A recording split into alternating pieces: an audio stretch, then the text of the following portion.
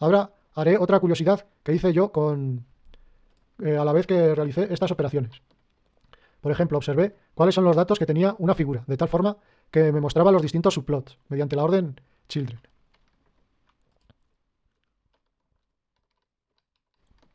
Ahora cambiaremos la opción de visualización de los distintos gráficos, mediante la modificación con el diccionario de RCparams mediante su actualización con Update. También podemos modificar la orden Attack Layout, de tal forma que no se muestren los distintos ejes. Igualmente podemos realizar un pad de 0, de tal forma que no se separen cada una de las figuras dentro de o cada uno de los axes dentro de la figura.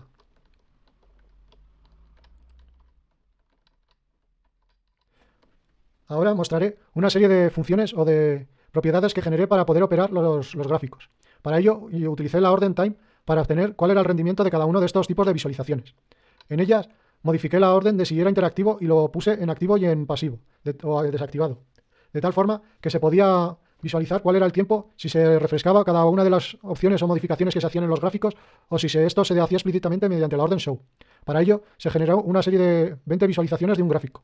Sin embargo, Matplotlib también permite generar gráficos animados, lo cual puede generar este tipo de gráficos de una manera más automatizada. Sin embargo, en mis tipos de gráficos quería activar o desactivar o ver cómo funcionaba el programa, no únicamente modificar el dataset interior de los gráficos, ya que quería generar una interacción entre los distintos gráficos con distintas propiedades. Sin embargo, si lo que queremos es modificar los datos del interior del gráfico de tal forma que se animen los gráficos por modificar cada uno de los valores de sus datos, es posible en Matplotlib utilizar el módulo o el submódulo animate, de tal forma que este nos permite crear una animación con los gráficos.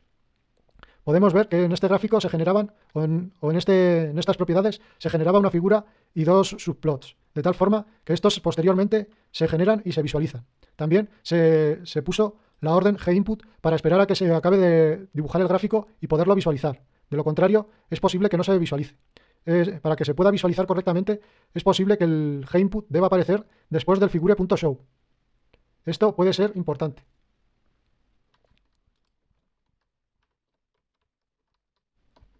También se generó la orden plt.close, de tal forma que la forma de redibujar estos gráficos era cerrándolos y volviéndolos a generar de nuevo, ya que al haberlos cerrado, la invocación posterior de la orden figure vuelve a generar el gráfico. También se intentó otro tipo de codificación, mediante con el interactivo apagado, de tal forma que en estos tipos de gráficos lo que se hacía era generar el background e ir modificando y generando cada uno de los... era crear la figura y crear un subplot en el cual se le generaba un background. Posteriormente, en el bucle, se le iban generando cada uno de los gráficos o de linear que se podían generar, ya que los gráficos o plot se meten dentro de la variable linear del plot o del axis estaríamos dentro de figure AX y esto se almacenaría dentro de la variable linear. También se puede utilizar la orden redrawing frame, de tal forma que se mantengan el resto de las figuras que puedan estar activas en la imagen. Esto intentaría que no se tuviesen que redibujar todos los objetos dentro de la figura. Podemos observar que esperamos posteriormente a redibujar a una interacción o que se cargue completamente el frame que estábamos modificando. Al igual que posteriormente se elimina esta línea para que posteriormente no sea visualizada como todas las líneas las cuales llevasen una etiqueta. Posteriormente al redibujado de todos estos gráficos se invoca la orden close para borrar estos gráficos o que dejen de visualizarse. También se ha utilizado otra codificación mediante la función splot. En esta se hace también uso de la visualización y con un background. En él se generan una serie de ceros o una serie de cajas negras las cuales irán desplazando a lo largo de la imagen. Estas tienen un valor de configuración de j igual a 0, el cual configura cuál es el tamaño y cuál es la posición de este gráfico o de esta caja negra que se va a ir generando y se va a ir desplazando.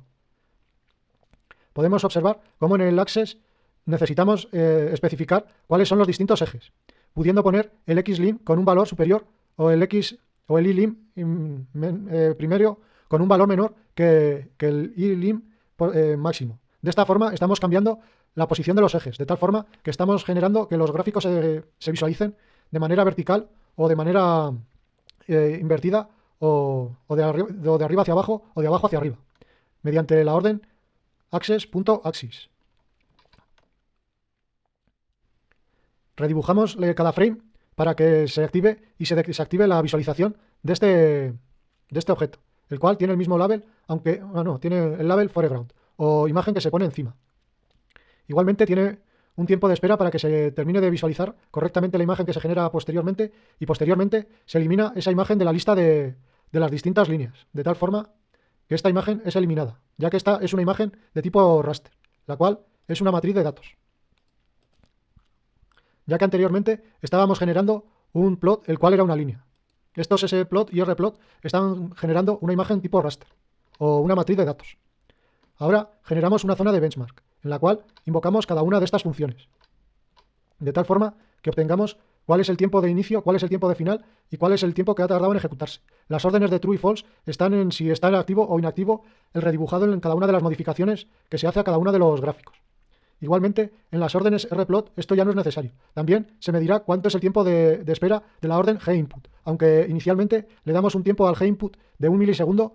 Al medir el tiempo de este, observamos que la duración de este es de casi 3 milisegundos. Y hacemos cada uno de los cálculos, de tal forma que analizamos cuál es el tiempo de espera por elginput y analizamos cuál es el tiempo de cada una de las operaciones, restando cuál es el tiempo de espera que hemos generado en el ginput. Y visualizamos el resultado por pantalla. Ejecutamos todo el script para ver cómo es el resultado de lo que hemos generado. Podemos observar que hemos generado un gráfico en el cual aparecían los múltiples subgráficos y cómo se elimina la línea, cómo posteriormente se redibuja. En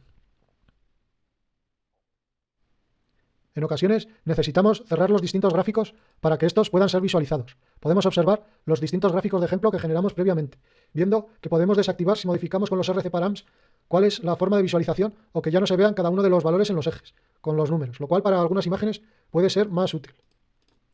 En estas imágenes podemos ver que hay una diferencia o hay una separación entre los distintos gráficos. Sin embargo, con la orden tag que creamos previamente, eso lo eliminamos, de tal forma que posteriormente veremos cómo sería el gráfico que generaríamos. Para ello, podemos visualizar cómo ejecutar el benchmark.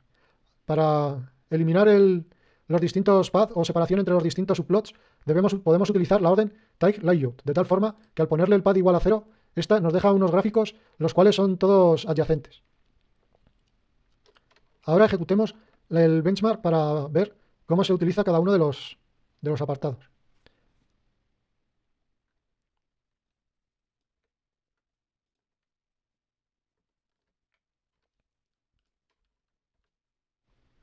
Podemos ver que en el primer caso, como hemos puesto el input en una localización errónea, no llegamos a visualizar los datos. Sin embargo, vemos que las imágenes sí que se van generando. Incluso en ocasiones podemos observar que se va modificando cada uno de los gráficos. Sin embargo, posteriormente veremos cuál era la animación que queríamos hacer, viendo que estábamos desplazando la línea.